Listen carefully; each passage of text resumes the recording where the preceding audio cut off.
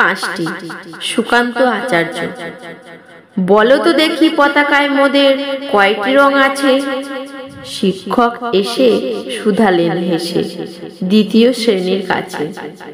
একসাথে মিলে সব ছেলে বলে চিৎকার করে জোরে, 3টি বর্ণ রয়েছে রাঙানো জাতীয় পতাকা জুড়ে।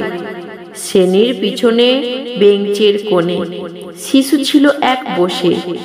পতাকার 5 রং আছে, বলল সে মৃদু ভাষে। কথা তার শুনে বাকি শিশুগণে হেসে খায় লুটোপুটি। শিক্ষক রেগে বলেন হেঁকে, বোঝাও কি করে 5টি?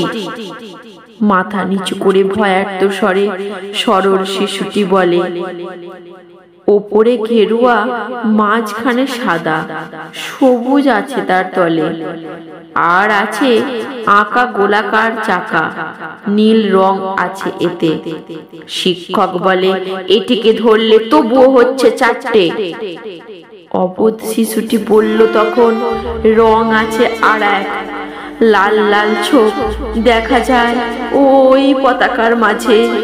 বাবাকে যখন আনলে ওরা, কফিনে ঢাকা খুলে জড়ানো রয়েছে দেহখানা তার পতাকা আর ফুলে।